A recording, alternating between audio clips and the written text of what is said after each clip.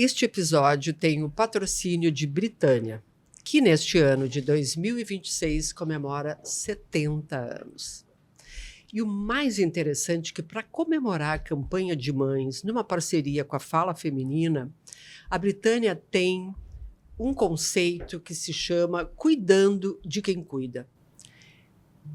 E nessas 7 décadas, a gente vai analisar, nesses 5 episódios ligados à campanha de mães, como a maternidade vem se modificando nesse período todo.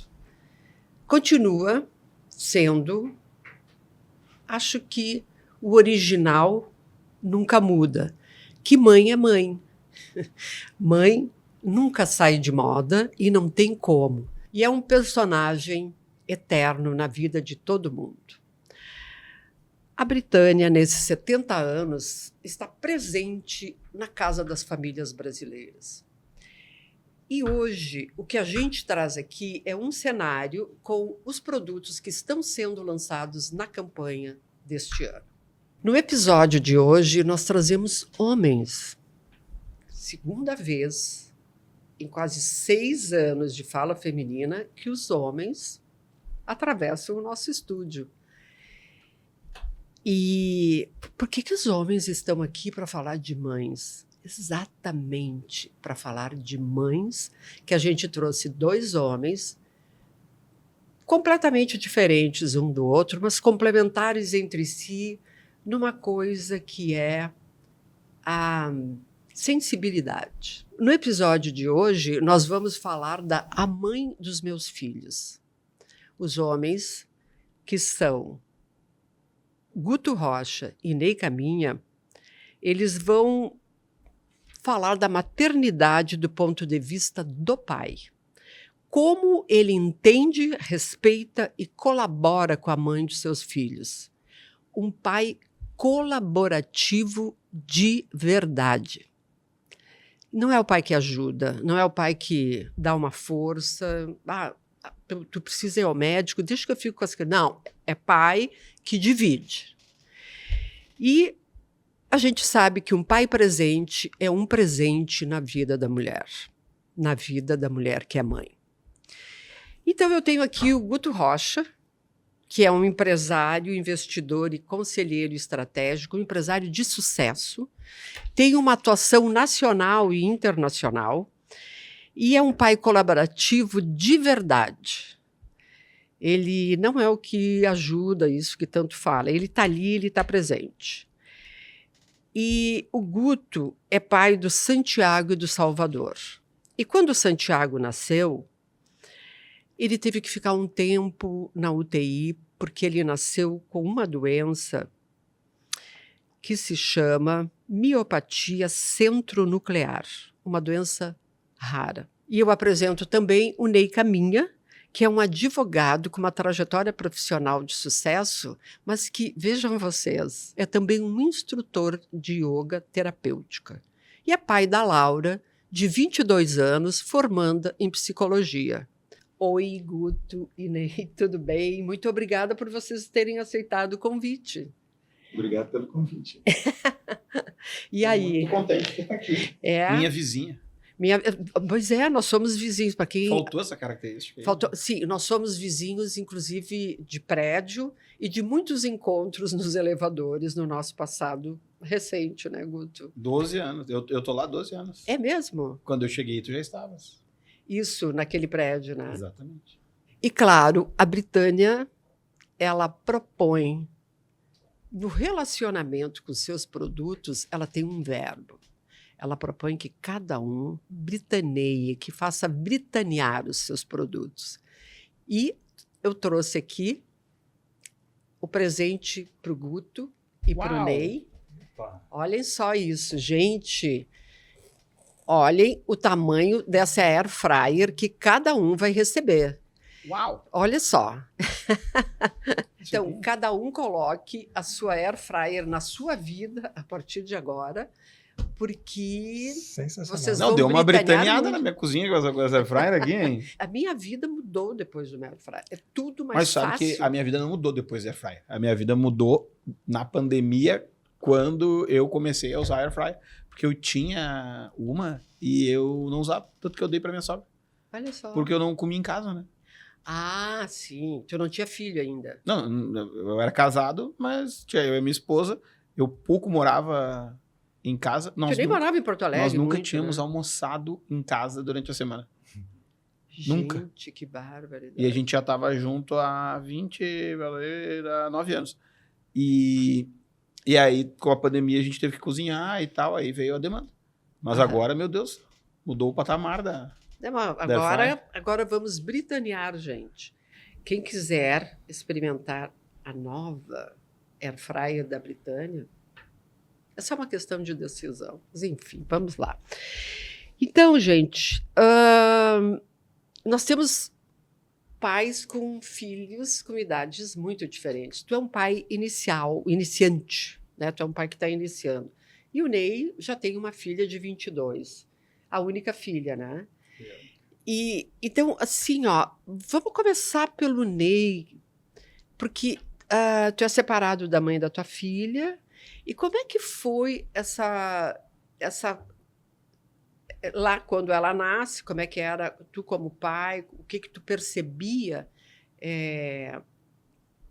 da maternidade da tua mulher? Como é que te bateu isso na época? E depois, que pai tu passou a ser quando vocês se separaram, né? Bom, é bastante coisa para falar. mas Temos um começa podcast que pela frente.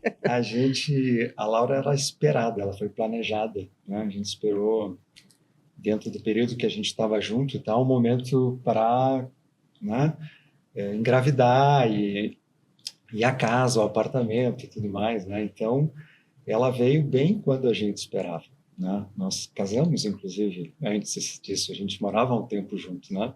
A gente queria que ela nascesse, então, dentro desse contexto já, e parto foi muito tranquilo começar com isso, né? Isso A é gravidez foi muito tranquila, foi uma gravidez saudável, ela nasceu em 27 de fevereiro, né, de 2004, carnaval, no meio do carnaval, né? Então, nossa, veio para casa.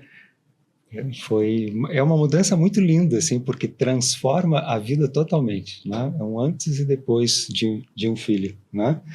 E transforma para muito melhor. Né? Eu consigo imaginar, assim, não ter, né, a Laura na minha vida. E a gente, desde o início, se apoiou muito, né? Na verdade, algumas coisas que eu sempre fiz, eu achei que todos os pais faziam, depois eu descobri que não era bem assim, né? Eu dei banho na Laura do dia que ela chegou em casa até quando ela teve condições de tomar banho sozinha. Jura? Sempre. Só não quando eu estava viajando. Então, esse negócio de trocar fralda, de alimentar... Que bacana isso, né? Sim. Então, acho O que que mais que tu fazia como um pai colaborativo? Ou na época, tu vê, há 22 anos, gente, é isso que a gente até discute aqui, não é? Nessas 7 décadas aqui da Britânia, o como a maternidade mudou e como a paternidade mudou. Vocês estão aqui porque existe uma mudança, né, nessa relação pais e filhos. Então, assim, tu sente que antes era mais... não tinha uma exigência de presença do pai. O filho era da mãe. O pai tinha que trabalhar e prover, né? E tu sente que mudou muito isso?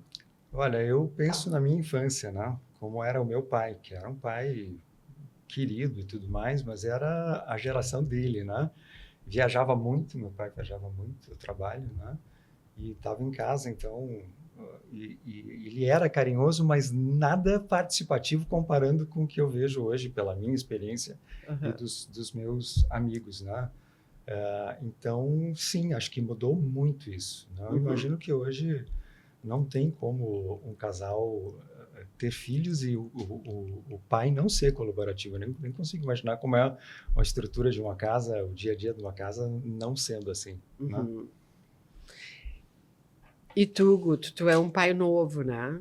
Que idade tem o Santiago? Ele tem 2 anos e 9 meses, vamos arredondar, porque falta 3 dias só. O Salvador tem 1 ano e 3 meses. e o próximo tá com 18 semanas. Olha só. Então, São 3 homens. 3 homens. Uhum. 3 homens. Então, por enquanto, né? São esses 3. Gente, tu quer ter mais filhos? Não é uma escolha individual, né? Então, preciso ver como é que vai ser o terceiro para ver Sim, se a mãe topa, né? sim. Desde o primeiro, a tese foi essa, né? Então, a gente casou sem saber se teríamos filhos. Uhum. E aí a gente teve essa conversa e eu falei pra Marina, eu falei, olha, eu gostaria de ter, mas eu escolhi casar contigo. Se tu não quiser ter, tá tudo certo. Faz parte do pacote. Se tu quiser ter, vai ser divertido. E aí ela durante o tempo não sabia e tal, até que em 2022, num belíssimo lugar que nós estávamos, a gente foi passar o Réveillon no Oriente Médio, depois a gente foi a Maldivas. Olha. E aí a gente, contemplando aquela beleza da natureza, decidiu, tá, então é agora. Então vamos ter filhos. E aí, em 2022, eu tava voltando numa viagem, porque eu tava em Portugal, eu chego em Portugal, acho que era sábado, domingo à noite, e a Marina raramente me esperava acordada quando eu chego tarde, assim, numa viagem. E ela tava acordada, o que já era uma surpresa para mim. E aí ela disse, tem um presente para ti. Não era uma coisa comum também de acontecer. E aí eu puxo o presente, é um vinho. É mais impossível ainda isso acontecer. E aí no vinho estava escrito, parabéns, papai. E aí ela me contou que... Tu chorou? Que estava grávida. Chorei. O que Chorei, tu me sentiu emocionei. na hora, hein? Eu senti um portal se abrindo para uma nova fase da vida. Tanto que quando a gente fez esse projeto de, tá, agora vamos ter filho, a gente decidiu algumas coisas. Eu decidi naquele ano tirar um tempo para mim, assim, fazer uma coisa que eu até convidei ela não quis ir, mas eu fui para a Copa do Mundo, fui para a Fórmula 1 lá no Oriente Médio, também acabei voltando no final do ano para lá, fiquei 22 dias fora. E aí... Por que tu tomou essa decisão? Porque eu achei que era o momento de viver algo que eu não teria oportunidade de viver plenamente depois. Porque eu acho que depois que eu... Tu tinha esse sonho, assim? Não, eu pensei o seguinte, se eu tiver filhos, eu não vou ficar feliz ficando 3 semanas longe deles, por escolha. Porque eu já tenho que ficar longe por trabalho. Mas por escolha, não. Aí a Marina disse que não tinha nenhuma vontade de ir à Copa do Mundo comigo, porque ela sabe que o ritmo de uma viagem dessa é bem cansativo. E foi uma escolha bem inteligente dela, porque a gente descobriu na semana que eu ia para a Copa do Mundo que ela estava grávida. Então foi... Não seria saudável, né? A gente caminhava, sei lá, 15, 20 quilômetros por dia, não sabia quando ia ser a próxima refeição. Foram 18 jogos que eu assisti em... 18 jogos em 15 dias no Catar. Homens. Não. Homens. Foi uma cerimônia de adeus. De encerramento de uma vida sem filhos. E aí o Santiago nasce no dia 23 de junho, aqui no Hospital Moinhos de Vento. E ele foi planejado, desejado. Eu lembro de um amigo que me chamou, Fátima, para uma conversa, que eu não sei nem se alguns amigos te chamaram para isso na vida, que é muito raro entre os homens, para falar sobre como é difícil engravidar. Porque é um assunto não falado, né? A complexidade de engravidar para muitas pessoas. A gente é muito ensinado sobre como é que faz para não engravidar. Né? Então, a vida toda, o desafio é que nunca estoure a camisinha e não tenha gravidez na adolescência. Né? Exato. Até eu brinco com meus amigos, a gente ali na casa dos 30 anos ainda com medo, né, de uma gravidez na adolescência. Né? E a gente ainda não sabia. A gente nunca perde os medos, nunca deixa né? de ser adolescente. O homem, então, né, normalmente até os 50 anos é difícil. E aí, quando a gente foi tentar, não foi tão complexo, mas levou ali um certo período de tempo, ali uns 10 meses, e a gente começou a descobrir todas essas dificuldades que as pessoas vivem, né, Fátima, que é muito grande, e o quão complexo é esse processo de não conseguir para o casal como um todo. Né? Então já é um assunto que não era comentado. Quando a Marina engravidou, a gente se preparou para tudo. Né? Vi todos os documentários, li livro, fiz curso com a Jana, lá de Novo Hamburgo, maravilhosa, e aí eu me preparei para tudo, né? Mas a gente nunca está preparado para tudo. Né? E aí quando o Santiago nasceu, ele não chorou, e ficou aquele silêncio na sala de parto, que é a única coisa que tu espera não ouvir numa sala de parto, né? O silêncio. E esse silêncio, ele foi aumentando a surpresa e a gente foi ficando numa situação onde a qual a gente não tinha a menor ideia do que estava acontecendo. Aí a médica sugeriu que a gente... Ela entrega o Santiago para pediatra, né? A obstetra entrega para pediatra e a pediatra tira ele da sala, leva ele para uma outra sala. E aí nessa outra sala eu fico com a Marina ali e eu não tinha a menor ideia do que eu faria daquele momento, né? Até que a médica fala, pai, né, vai lá, pode ir lá, pai. E aí eu, tá, então eu vou lá. Mas eu deixo a Marina aqui, não sabia muito bem como reagir. Aí fui lá, ouvi eles fazerem uma nota que se dá, né? O Apgar. Exatamente, né? O primeiro KPI, né, que a gente recebe. Primeiro KPI. É com minutos, né, literalmente. E aí ela deu a nota de Apgar do Santiago, falou para a colega dela, olha, bota no CPAP e leva para UTI. E bateu no meu ombro e fala, pai, pode avisar a mãe que ele foi para UTI. E aí... Não dava tempo de levar para a Marina. O primeiro diálogo que eu e a Marina tivemos, depois que a gente se tornou pais, né? Eu, pai, ela, mãe, foi para eu explicar para ela que o nosso filho estava indo para UTI.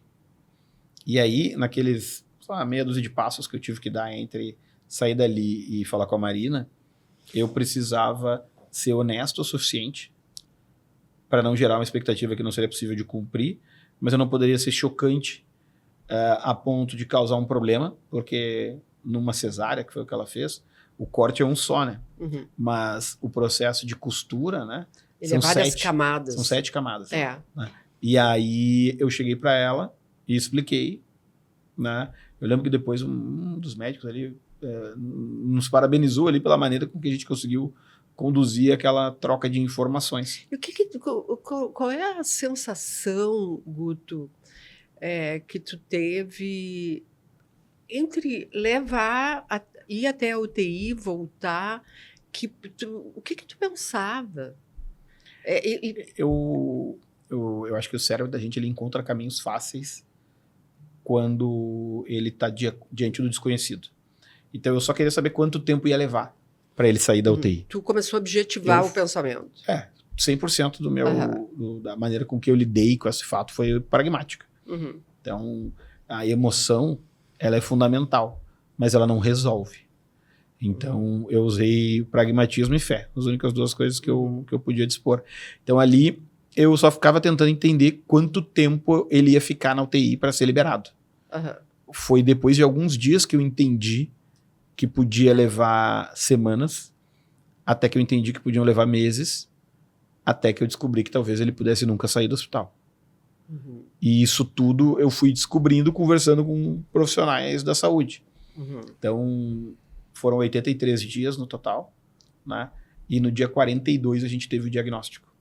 Depois de dezenas e dezenas de exames, esse diagnóstico foi o diagnóstico final, porque tiveram diagnósticos prévios, né, que ajudam a sossegar um pouco a ansiedade, mas eles em pouco tempo já se demonstram inúteis, porque eram diagnósticos prévios, né? Mas o Santiago hoje é uma criança que a gente acompanha, o Guto no Instagram, é uma criança que vingou. Sim, o Santiago ele tem a miopatia centronuclear e por ser uma doença ultra rara, são menos de 600 casos registrados pela Universidade de Newcastle, na Inglaterra, que é o que tem o registro aberto hoje dessa doença. A manifestação da doença ela se dá de 3 formas, né? Ligada ao cromossomo X, e aí o homem, no caso, só tem um, né? No 23º par. Ela se dá de forma recessiva e de forma dominante. O caso do Santiago é a dominante, que é o menos complexo em características de limitações, alterações do portador. E aí, além dessas 3 subdivisões, tem outras 7 subdivisões vinculadas a qual proteína é causada. Então, são 21 grupos de 600 casos só. Então, não existe história natural dessa doença, então não se sabe. Sim. Nada. Então, Mas todo dia é uma descoberta. É isso que eu ia te perguntar. Vocês vivem um dia após outro, porque ainda não tem cura neste momento. Sim. E existe possibilidade de deixar o Santiago e vocês também numa situação o mais possível confortável para continuar vivendo. Né? Vamos lá, a nossa realidade, perto da realidade das outras famílias, ela é igual. A única diferença é que tem coisas que eu sei que as outras pessoas não sabem. Então, por exemplo, quando a médica me disse que o Santiago, no diagnóstico, ela não conhecia da doença, ela falou, ele pode falecer a qualquer momento, por conta dos músculos que vão ficando cada vez mais fracos até que o coração para de bater. Eu fiquei pensando, mas qualquer pessoa pode morrer a qualquer momento. Gente, só um pouquinho, eu queria fazer uma pausa aqui, porque eu acho isso tão importante. A gente acha, e tem um pensamento mágico, eu não sei se vocês concordam, em que a gente pensa que a gente pode morrer se sofre um acidente, se tem uma doença. Gente, a gente morre a qualquer momento. O Gilberto Gil tem uma música que diz... não me iludo, não se iludam, tudo pode acabar em um segundo. E a gente vive nesse um segundo, mas não se dá conta e não pode se dar conta, porque senão a vida fica muito uma loucura, né? Mas o Piaget tem uma frase que ele repetiu de algum filósofo, um podcast que eu ouvi, que ele falava o seguinte, que o homem, ele nasce duas vezes, né? A primeira, quando ele nasce, e a segunda, quando ele descobre que ele pode morrer. Né? E aí eu adiciono a essa frase uma terceira, né? Que é quando ele descobre que o filho dele pode morrer. Que é talvez o maior medo que um pai pode ter, né? E eu fui apresentado a esse medo imediatamente ao nascimento do meu filho. Então, do diagnóstico em diante, a gente fez uma série de processos, a deshospitalização, e o Santiago vive hoje conosco em casa. Ele tem uma equipe de enfermagem que acompanha ele 24/7. Ele tem vários equipamentos que simulam basicamente que teria uma UTI em casa, mas ele não precisa ficar internado. Né? Então ele... Que já é um ganho. Exatamente.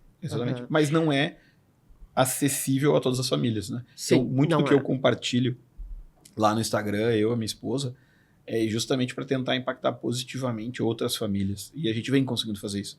Então, no mês passado, a gente conseguiu que uma criança com o mesmo diagnóstico de Santiago evitasse de fazer uma traqueostomia, que não é necessária no caso, porque a gente conseguiu colocar a nossa médica à disposição para ajudar os médicos lá de Manaus, que é onde essa criança vive, para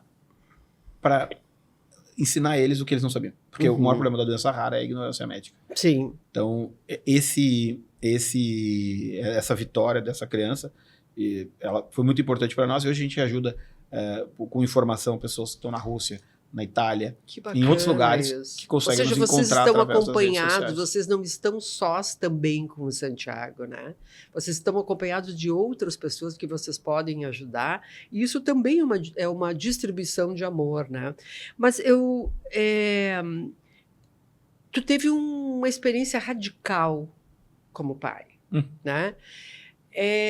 Eu queria colocar o foco agora na Marina e saber o seguinte, que pai que tu conseguiu ser a partir dessa maternidade, que ela tem uma dificuldade para o pai, mas a mãe não pôde trazer o seu bebê junto com ela, né? Que deve ter sido uma coisa muito forte para ela e determinante, né? E como é que tu viu e que tu sentiu que tu foi além daquele pai que ia cuidar, como o Ney, por exemplo, deu banho desde sempre? Contigo, tu não pôde passar por essa experiência e nem a Marina. Imediatamente. Como é que tu lida com essa situação como um pai que colabora, que está junto e tal, numa situação tão radical como essa? Sabe que esse entendimento, acho que o Ney colocou isso, que ele não sabia que era diferente. Eu parto do mesmo princípio, tá? Então, quando eu me entendo como pai, né, diante da situação que nasce um filho, o que eu tenho de referência é o que eu aprendi em casa. Então, o meu pai sempre foi esse pai colaborativo, entendeu? Meus pais sempre tiveram essa relação. Os dois trabalhavam. E eu aprendi muito em casa. Então, não existia tarefas da mãe e tarefas do pai. Claro, minha mãe gosta de cozinhar. Meu pai gosta de lavar louça. Então, tá bem claro a divisão de tarefas dentro de casa. Mas para nós, como filhos, sempre foi. E nós somos 3 lá em casa. 3 homens? Não. Eu sou o único filho homem e tenho 2 irmãs. E aí, sempre foi assim que eu aprendi. Então, para mim, foi natural. Agora, não é assim que funciona, né, Fátima? 37% das pessoas que nascem no Brasil não tem o pai no documento. Não tem o pai. Isso eu aprendi quando eu trabalhava lá vendendo celular, que a pessoa chegava com um documento de identidade, eu olhava aquele documento de identidade e não tinha o nome do pai. A primeira vez que eu olhei aquilo, eu tive um troço. Porque eu vivia numa bolha dali da minha família, da escola de irmãs lá que eu estudei, e eu nunca tinha ouvido falar disso. E aí, quando eu tenho contato, eu descubro que aquilo é comum. Quando a gente vai para o universo atípico, é muito maior. Total. Existe um abandono dos pais, atribuindo qualquer coisa à responsabilidade da mãe, e quando não há um abandono de fato, há o abandono parental dentro de casa. Há um distanciamento, uma dificuldade de chegar perto daquilo que não foi o que eu esperava. Exatamente. É uma coisa meio narcísica, assim, né? E aí as relações se desgastam, acabam, e a responsabilidade acaba ficando toda pela mãe. Então, todas as vezes que me contataram nesses 2 anos e 8 meses aí, foram mães. Sim. Não foram pais me ligando. Eu até hoje não falei com pais. Eu só falei com mães.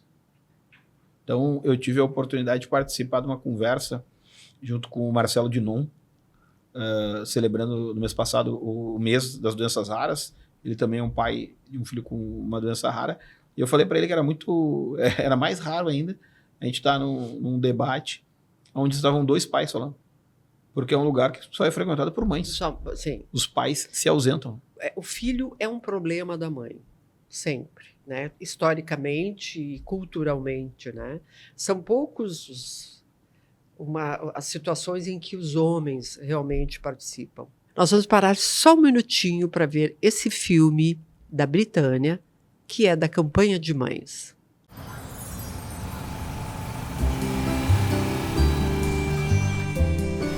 Um dia é ela quem cuida.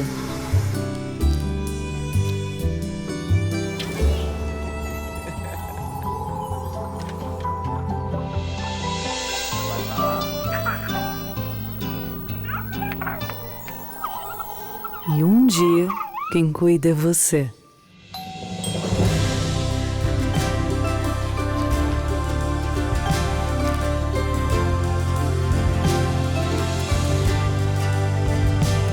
Britânia, há 70 anos, presente em cada forma de cuidar.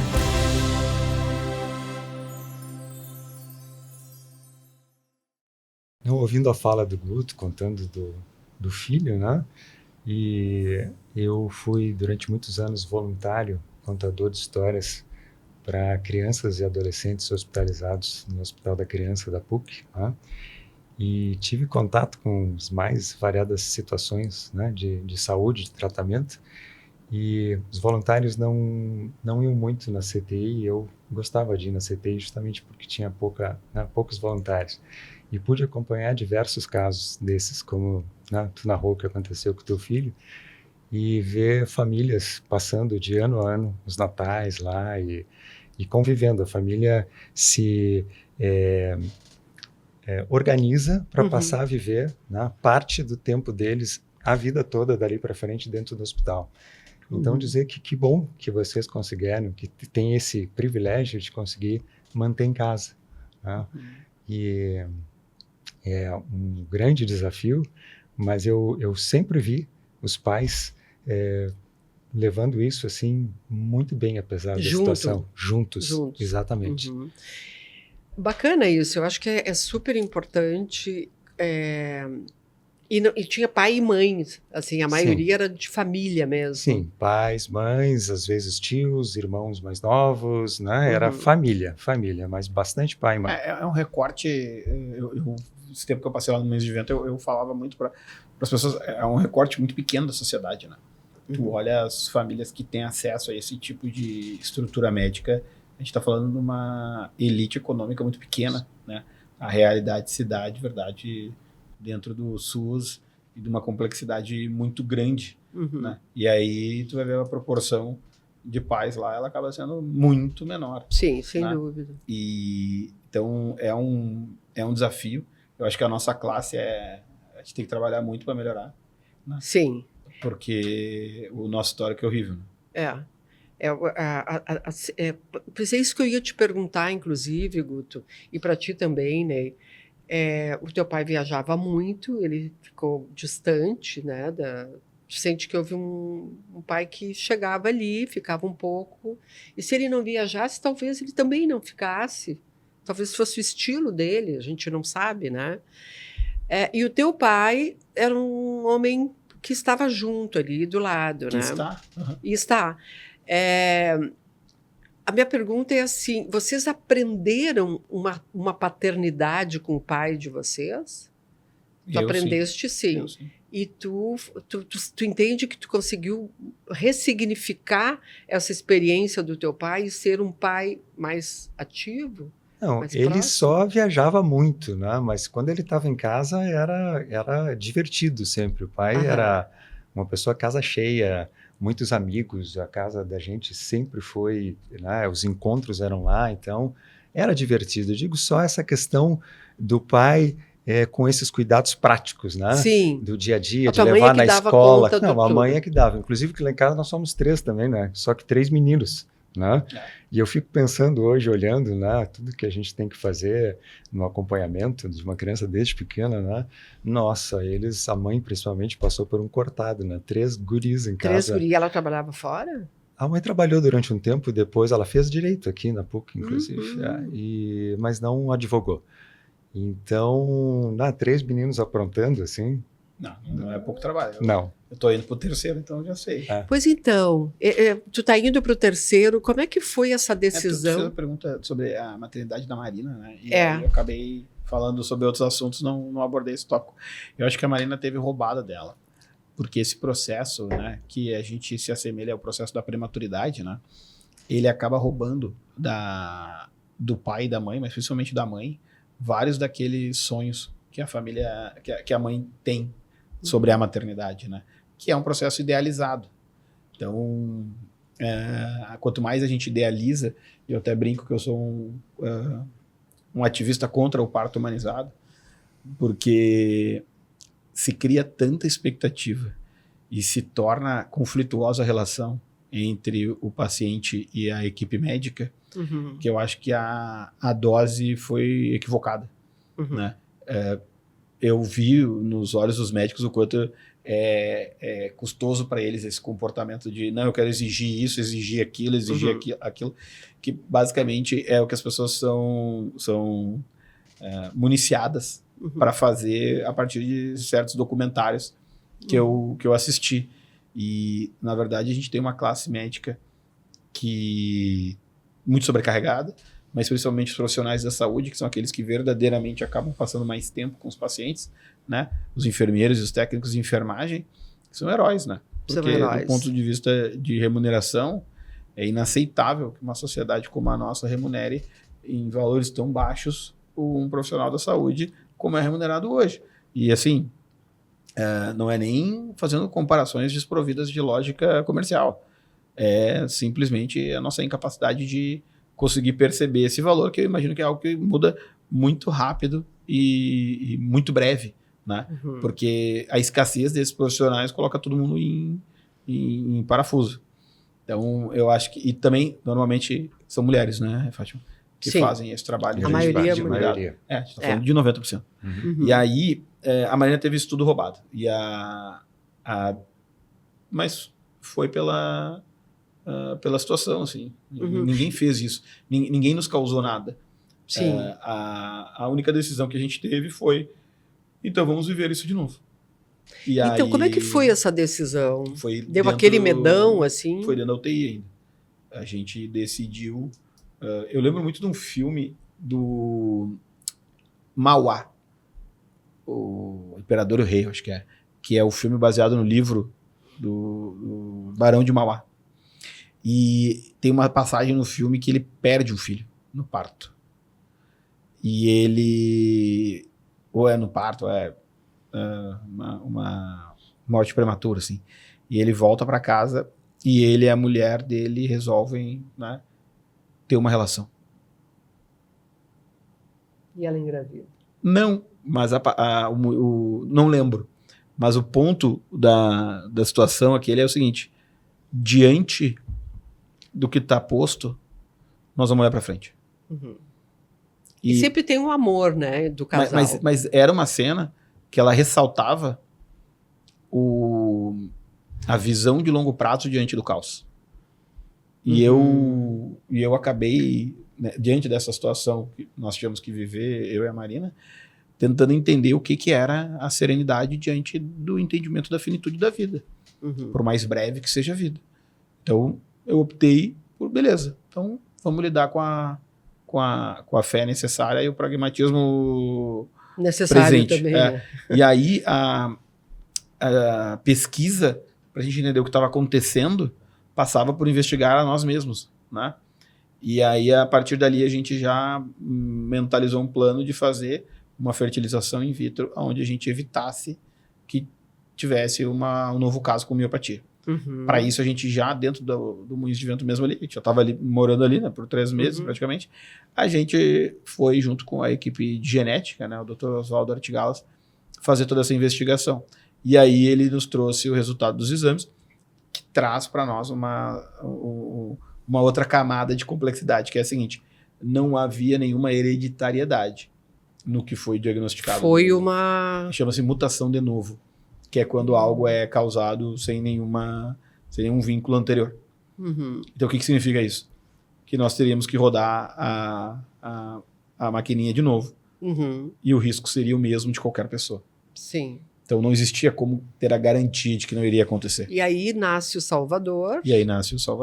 E o Salvador, pelo que eu vi, é um sapecão, Exatamente. Né? Exatamente. Tá até agora num salto de desenvolvimento que tá meio chorão e faz parte. Dando trabalho. E já tá partindo pro terceiro. Sim. E aí... Porque é muito bom, né, Fátima? Acho que é importante a gente frisar isso. Às vezes, quando eu conto essa história, as pessoas podem encontrar nela uma parte de dificuldade, né?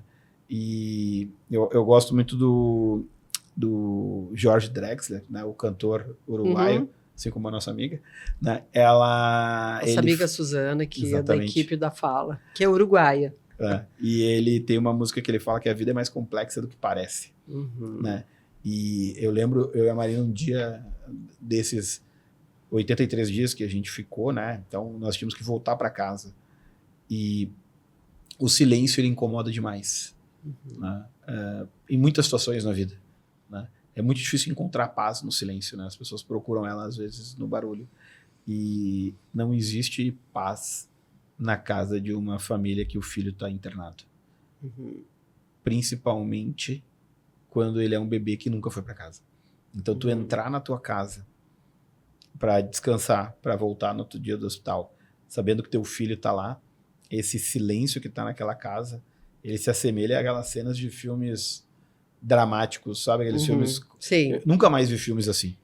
Não tem como ver, não é? Eu não preciso. Eu prefiro as comédias mais boas que os dramas românticos, né? Então, Fátima, essa relação toda, o que a gente escolheu? Viver de novo. Claro. E aí, isso aí. É maravilhoso, assim. O Santiago, ele é maravilhoso. Ele só nos traz alegrias, conquistas e felicidade. E ele trouxe para nós uma coisa maravilhosa, que é aprender a ser feliz todos os dias. Com o que se tem. Exatamente. E, principalmente, valorizar essas coisas. Que a ignorância não nos permitia conhecer. Sim. E aí, nesse dia que eu acordei, um desses 80 e poucos dias, já com o diagnóstico, eu me dei conta que eu não tinha um problema. Eu tinha um motivo. E eu acho que é isso que vira a chave. Eu e a Marina, a gente não tem problema, a gente tem um motivo, e o nosso motivo é... O que tu aprendeu com a maternidade da Marina nessas 2 primeiras, agora ela está grávida de novo? Pela 3ª vez. Eu aprendi que eu não costumo errar. Né? Eu acertei na escolha da mãe dos meus filhos e valeu a pena os 7 anos que eu esperei. É um frasista maravilhoso, né? Entre conhecê-la e começar a namorar, foram 7 anos. Porque ela é maravilhosa. Vocês dois têm uma proximidade muito grande, assim, né? E vocês têm um projeto de vida onde filho faz parte deste projeto, né? As pessoas não são ensinadas a fazer escolhas importantes na vida, né? A gente é ensinado a como é que se reproduz as células, né? Mas a gente não é ensinado a escolher A o gente não é parceiro de vida. ensinado praticamente a quase nada, né? De O- verdade, né? A gente meio que passa ao largo, assim, vocês não sentem isso? O professor Scott Galloway, ele tem uma frase que ele fala que a coisa mais importante da vida é com quem tu vai passar a vida. Exatamente. Tu acha isso, né? Não, você aprende a caminhar no caminho, né? No caminho, Caminhando. caminante não há caminho, el camino se hace Você al você andar. aprende a caminhar com o caminho. O Ney caminhando o caminho. Um predestinado, né? Que Ney, caminha. e o que tu aprendeu com a mãe da tua filha, Laura? Há muito tempo vocês estão separados? A gente se divorciou quando a Laura tinha 5 anos. Ah, então faz Tá. uns 7 anos, 17. não? Ela tá com 22, né? Aham. Então, mas foi uma separação muito tranquila, foi sem briga, e nós continuamos amigos e nos falamos e tomamos chimarrão sempre que dá. Então, ver uma mãe, né, no exercício da maternidade é lindo, né? Por quê? A mãe, inclusive, é aquela que o nenê parece que vai chorar e no segundo anterior ela já abre o olho e o nenê chora. Aham. E ela E como é que tu automaticamente entende e eu isso? disposto a levantar e ir lá, mas eu acho que é um instinto tão forte assim, né, da mãe, né? É muito forte o instinto materno, Uhum. é impressionante assim, isso tanto que a gente brinca a leoa, né? Aham. E isso do cuidado, porque apesar de eu ter sido, me considero um pai bastante participativo a vida toda, a Sheila não tem como, né, o tanto quanto ou mais que ela participa, e o fato de ser uma relação também de mãe e filha, né, que Uhum. tem um outro tipo de cumplicidade. Então, eu também tive, nesse sentido, muita sorte, como o Guto falou, né, de ter tido uma parceira. E a Sheila é uma mãe maravilhosa, assim, eu admiro muito ela como mãe. E tu sente que tu aprendeu com ela algumas coisas assim que depois tu olhou e disse, sim, tem essa proximidade que ela é simbiótica, né? Quase até um determinado momento da vida. Eu diria que a relação mãe e filhos ela é simbiótica hasta la muerte. A gente só disfarça. Né? Mas assim, tu sentiu que o que tu aprendeste com a mãe da Laura, que tu olhou e disse, hoje a mãe não me está, então eu vou fazer tal, a Laura está fazendo alguma coisa. Aí eu vi que a Sheila fez isso e vou fazer. Alguma experiência que tu passou, assim? Não me lembro de nenhum caso bem pontual com isso, porque a gente convivia muito os três juntos, né? Uhum. A Sheila e eu éramos sócios no escritório também. Ela né? também é advogada? Não, era um escritório de consultoria. Uhum. E então a gente realmente estava praticamente sempre todo o tempo junto, né? Uhum. E a gente sempre foi muito fechado no sentido de alinhado, né? Sim. A gente brinca que a Laura não Estar conseguia juntos. nos enrolar como os coleguinhas de escola dela, que enrolavam os pais, né? Principalmente os divorciados, né? Que ia, sim. claro, Dizia faz o jogo com o pai, faz o jogo com a mãe. Se alguém disse não, vai lá e tenta.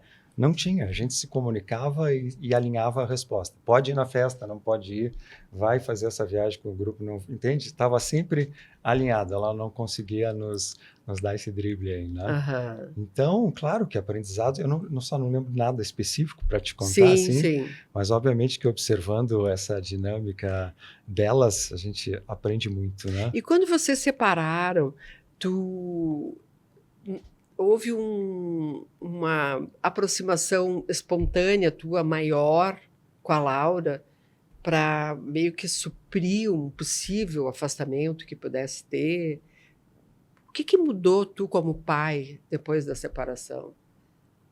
O nosso caso ele foi diferente nesse sentido, porque a gente se divorciou, eu fui para uma outra casa, mas a gente continuou passando os finais de semana juntos, a gente se separou e continuou convivendo durante muito tempo. Aham. Tanto que foi engraçado com meus vizinhos, né? Eu encontrei um vizinho na rua e ele disse, pô, tu te mudou lá pro prédio e te mudou de novo? Não, continuo morando lá, mas não te vejo nunca lá, só que eu estou sempre na casa da minha ex-mulher, né?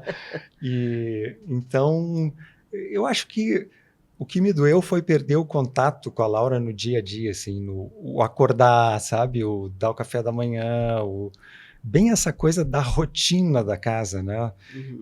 Isso me fez falta, assim, né? Mas a Sheila e eu, dentro disso, de ter essa cumplicidade, tudo, ela jamais me negou acesso à Laura em nenhum momento, assim, Uhum. né? Sempre foi um estímulo, sempre foi porta aberta e a gente, então, sim, eu acho que um pouco a ideia é compensar, já que tu não está em casa, que mais que tu pode dar, né, de presença, assim, já que tem uma ausência física, né? Sim. Então, por exemplo, telefonava toda hora, né? Filha, o que Uhum. tu está fazendo e tal, né? Combinava já as coisas que a gente ia fazer no próximo encontro e eu acho que sim, tem um esforço maior para estar Para estar junto. e até né? porque a criança, ela, como ela é e o centro do universo, ela acha que tudo acontece a partir dela, né? Uhum. Então, também, de certa forma, né, os terapeutas, obviamente, explicam isso de uma forma melhor, mas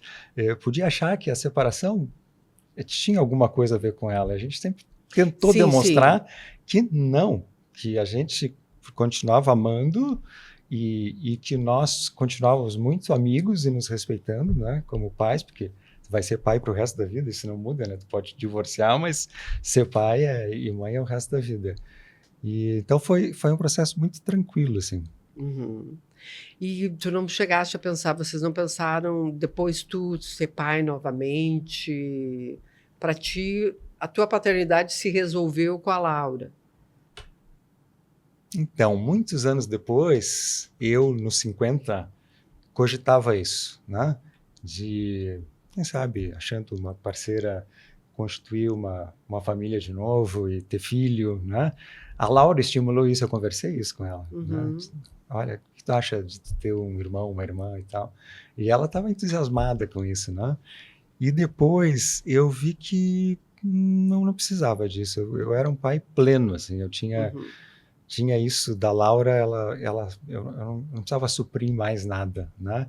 E eu tinha vivido muito as fases todas dela, né? Então não estava me fazendo falta nenhuma isso. Uhum. Que estava resolvida a Estava tua resolvido. paternidade. Mas tu pensou, tu tentou, então isso ficou claro para ti Ficou. que não havia uma necessidade, assim. Me passou, né? Eu senti que isso poderia acontecer, mas em seguida eu disse, não, Dá eu não aquele de preciso ter um estar... nenê de novo, né? Aquela coisa de começar. Isso é muito legal. Aliás, deixa eu contar uma coisa engraçada que eu sempre falo para pais novos, assim, que é o seguinte, quando a Laura era pequena, eu andava com ela no colo e as pessoas diziam assim, aproveita que passa logo. Aproveita, porque aquele era um mantra, aproveita que passa logo. É uma coisa que não é possível, todo mundo diz isso, né? E aí hoje quem diz sou eu. Aproveita que passa logo. Passa muito rápido. Como tudo na vida passa, né? Dessa E logo. criança que eu estou falando, está aqui ela, se formando aqui, em psicologia, 22 anos, né? Uma mulher, né? Então, que loucura. É assim, ó. É um átimo, né? Por isso que eu vou tendo novos, né? Sim, vai tendo outros. Quantos tu pretendes ter? Não sei. Acho que... Depende da Marina? Sim, óbvio. Sim. Mas eu acho que, como os dois foram cesárea, o terceiro tem que ser cesárea. Acho que provavelmente vai Fechar ter a uma fábrica. limitação para mais. Mas vamos na vontade de Deus e da Marina. Tu passaste a ter mais crença em Deus depois do que aconteceu com o Santiago? Não. Não? Não, porque eu já tinha. Então, o que eu passei, na verdade, foi valorizar ter antes. Isso te deu conforto nos momentos difíceis. Foi fundamental. Foi fundamental. Eu acho que desde o momento zero, assim, a gente fez no chá de fralda do Santiago uma vela. E a gente pediu para todo mundo acender essa vela num determinado dia porque era o dia que era, acho que era previsto, sei lá, coletar X semanas, alguma coisa do gênero. E aí, eu, a Marina e o Guilherme e a Regina, né, que nós somos padrinhos do filho deles, a gente foi na igreja, do lado da nossa casa, acender a vela no dia 22 de junho. Então, a gente chegou lá, a gente só queria fazer isso e estava rolando um evento de renovação carismática que a gente acabou tendo que ficar lá 1h30. Então, foi bacana, porque a gente fez isso imediatamente no dia anterior, né? No outro dia a gente acordou bem cedo, de 6, 7 da manhã, e viemos pro Moinhos de Vento e de lá ficamos. Então, essa religiosidade, ela foi muito importante para nós, porque existe fora do ambiente normal uma provável conversa que coloca em posições antagônicas a ciência e a fé. Né? Mas isso já não existe mais assim, né? Mas é que as pessoas que falam sobre isso, elas não entendem nem de ciência, nem de fé. E quando tu tá num ambiente onde estão as pessoas ali que são as que entendem de ciência, os médicos, eles foram os que mais falaram para nós sobre a importância da fé. Então, quando a gente olha para o conhecimento como ele está organizado no mundo, né, a gente está aqui numa universidade onde é gravado o Fala Feminina, que é uma universidade que é católica desde o nome, né? E que é um centro de pesquisa. Quando a gente olha pelo mundo, a gente vai olhando esse envolvimento das instituições de várias áreas, de várias religiões diferentes com a ciência. Então, eu recomendo, né, as pessoas, aquelas que acreditam em você ter a vontade, de irem atrás e terem uma vivência de fé presente, porque a fé é mais ou menos como uma poupança, né? É sempre melhor tu nutrir ela quando tu não precisa. Né? Daí quando tu precisa, bate um certo desespero, porque talvez tu não acredite em nada. Todo mundo acredita em Deus quando o avião começa a sacudir. Não, né? Não tem ateu na UTI. Não tem ateu na UTI. Muito boa essa. E Ney, tu é um pai, um homem que tem uma prática de yoga terapêutica e que isso remete também ampliando aqui para uma espiritualidade, né? Isso é verdade ou impressão minha? Porque o advogado não leva para uma espiritualidade. Né? Mas acho que a yoga, quando tu entra para dentro de ti, tu entra na relação próxima com o teu corpo, o movimento, sentir o movimento, tu já tem uma proximidade com algo meio divino. O método de yoga que eu sou professor é terapêutico, né? E ele trabalha, então, usando o corpo para acessar o sistema nervoso e, com isso, o sistema, através da reorganização do sistema nervoso, acontecer a cura do corpo, né? Na onde ele está desorganizado, seja na dor, seja na ansiedade, no estresse e tudo mais. Então, o yoga que eu me formei, desde 2017, 2018, eu pratico e ensino, ele não está correlacionado com as divindades indianas, nem com mantras, nem com incenso, nem com música, entende? Na prática é pura técnica, né? Tanto que eu tenho as pessoas nos tapetinhos de yoga, eu não sei se eles são católicos, se eles são protestantes, se eles são judeus, se eles são ateus, né? Bom, isso é só um ponto para ressaltar que a espiritualidade... Porque, na verdade, tu trabalha com a dor. Também. Tanto a dor emocional, quanto que é a ansiedade, que é uma dor emocional, quanto a dor física. Sim. Então, porque a terapia, Sim. então, seria isso, né? Sim. Nesse sentido, muito, porque as pessoas estão muito... Forte dizer isso, mas estão muito doentes, né? No Sim. sentido de emocionalmente, psicologicamente, a gente passou... o mundo como está hoje, a gente passou por uma pandemia, Sim. né? Nós, os gaúchos, ainda pela enchente, a gente está cheio de traumas, né? Recentes, né? Então, esse mundo é super exigente, né? Então, as pessoas estão realmente precisando estar com elas mesmas, né? E esse método, ele tem muito isso. Ele faz com que a pessoa fique na postura em permanência né? Não é um método em que tu vai trocando de posturas, né, como outros.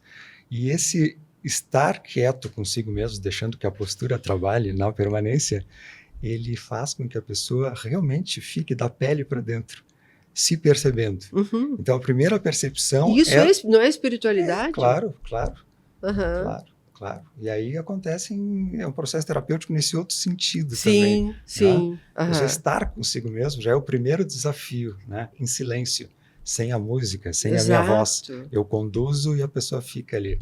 Então a gente vê coisas muito interessantes acontecendo, assim, transformadores nesse sentido, assim, de descobertas e de contato, de sensibilização, de percepção. A pessoa aprende mais sobre ela mesma também, Exato. não só o seu corpo. Aí, além disso, é bem além disso. Uhum. Então, tu faz a transição de carreira quando a Laura era pequena? Ela já tava maiorzinha, É. mas ela acompanhou bem isso. Aham. Acompanhou bem, porque foi a época mais difícil da minha vida, né? Profissionalmente, em termos financeiros, estava excelente, porque eu era advogado, basicamente de empresa, né? Tinha escritório na Paz de Chagas, então Tu era o viajava, cara. terno e gravata o dia inteiro, Aham. todos os dias, né? Depois eu tinha a empresa, então, de consultoria, e por último, no corporativo, eu fui administrador de uma multinacional, né?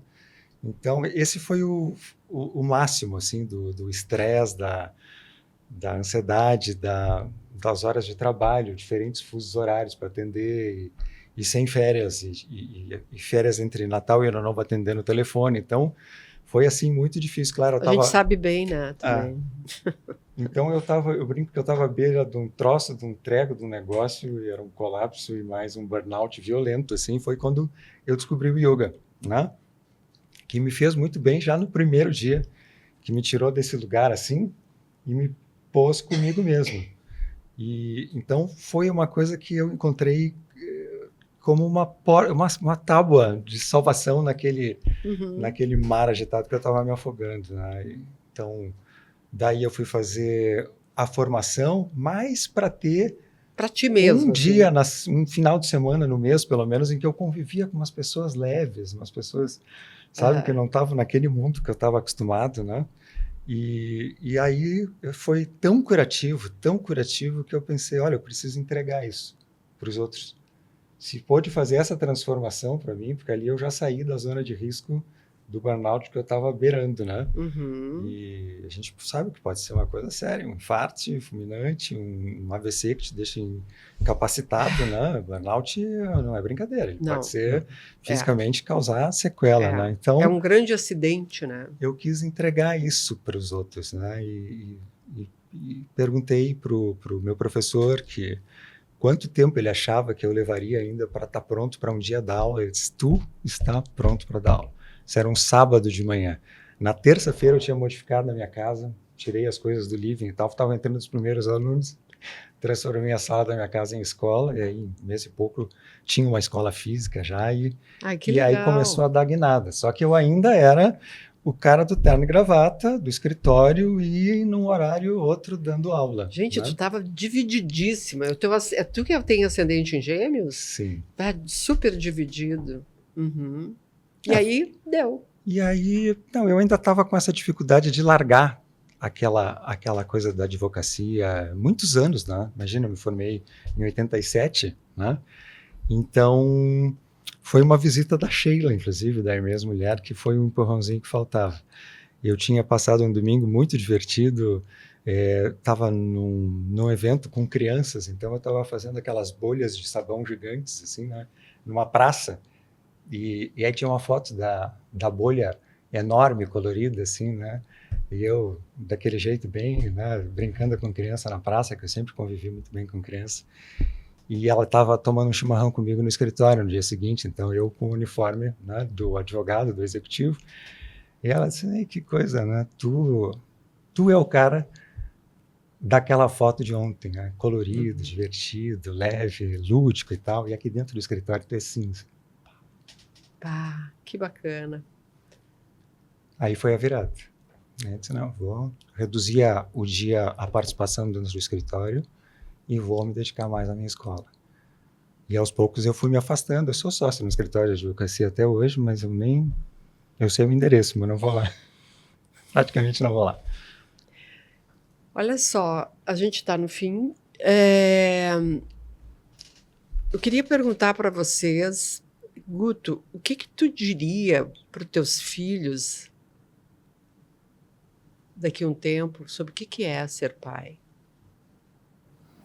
Muito bom. Acho que antes eu queria só falar da minha mãe, porque como o convite aqui era para falar sobre a maternidade do ponto de vista do pai sobre a mãe, que é no caso a Marina, não pude abordar esse lado da mãe, que eu acho que a minha mãe é um belo exemplo para mim, um grande exemplo de maternidade. Então a minha mãe trabalhou a vida toda como advogada, né? Antes disso ela tinha uma escola infantil, mas eu conheci ela já como advogada, né? Tanto que quando ela se formou em direito, eu estava na barriga.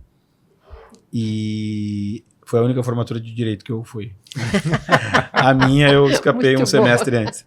E aí eu acho que eu aprendi.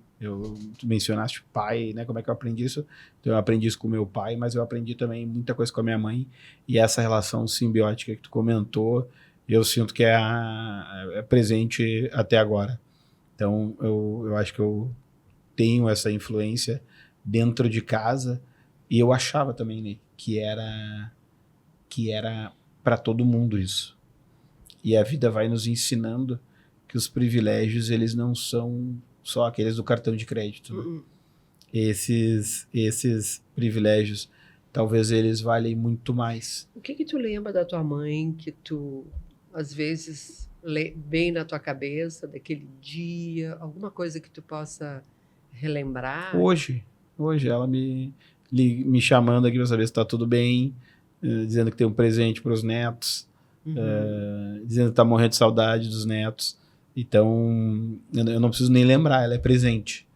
E eu acho que eu não dei na vida presente melhor para os meus pais do que os netos. Né? Eu sinto que é um ciclo maravilhoso. E até às vezes me pergunto se eu não demorei demais para ter filho, porque se seguir esse prazo para as próximas gerações, quanto tempo eu vou levar para ter netos? Né? Aí eu vou ter que fazer yoga terapêutico para poder... A gente já vai ter que ser aluno do Ney, né? Para durar bem e durar mais. Né? Mas respondendo a tua pergunta, eu acho que eu quero fazer pelo exemplo, assim, pros meus filhos. Porque diante de uma sociedade onde o homem tem tido tanta evidência de um comportamento que nos envergonha, né? Seja não assumindo filho, seja não fazendo a sua parte da responsabilidade dentro de casa, mas até de forma com agressividade, violência e tudo isso que a gente vem vendo, eu tenho a oportunidade de mudar o mundo, né? Porque eu tenho 3 homens dentro de casa. Então, eu quero conseguir, através do meu exemplo, fazer o que o meu pai fez comigo. Então, se eu conseguir transmitir isso para eles, e quando perguntarem para ele como é ser pai, eles responderem que aprenderam dentro de casa, eu acho que vai ser um excelente sinal de sucesso. Esse sim é o sucesso que vale e que transforma. Esse é o que se quer na vida, né? Gente, adorei conversar com vocês. Aquilo que eu falei quando eu abri o nosso encontro hoje, que vocês são homens sensíveis. Vocês terminam com histórias lindas de sensibilidade, né? Tu lembrando o dia que tu decide que tu realmente não vai ser mais um homem cinza, mas um homem colorido numa bolha de sabão, numa bolha de sabão, né? Isso, é uma bolha de sabão. E é legal porque isso aí faz a vida ter sentido, né? Ela começa a ter outro sentido, outro sabor, né? E tu fala da tua mãe de um jeito tão amoroso, do teu pai também, e vocês são uns homens que se pode dizer que nesse processo todo de modificação da vida nas últimas décadas, né? Vocês são homens novos, né? E que estão trazendo uma nova visão da paternidade, uma nova visão de homem, uma nova visão de pai. Eu quero parabenizar vocês, eu me emocionei bastante nesse encontro e quero agradecer a presença de vocês. Muito bem, eu agradeço o convite para estar aqui, né? E foi um privilégio conhecer o Guto também. Foi muito legal ver tua história, trocar isso contigo e obrigado pelo convite. Eu super te agradeço o convite, Fátima. Adorei também conhecer o Ney aqui, mas eu acho que a gente não está fazendo nada além da nossa obrigação. E talvez o que a gente tenha que fazer é, nos círculos que a gente frequenta, estimular mais isso. Porque esse papel colaborativo não tem que merecer parabéns. Na verdade, que a gente tem que vaiar a ausência da responsabilidade. Porque os homens gostam de falar, né, que tem que ser homem para algumas coisas. Então, assim, eu acho que esse papel que a gente faz, que a gente está conversando aqui sobre, é o papel de homem. Né? E a ausência é que a gente deve, ao máximo, tentar tirar da sociedade, porque não tem mais espaço para isso.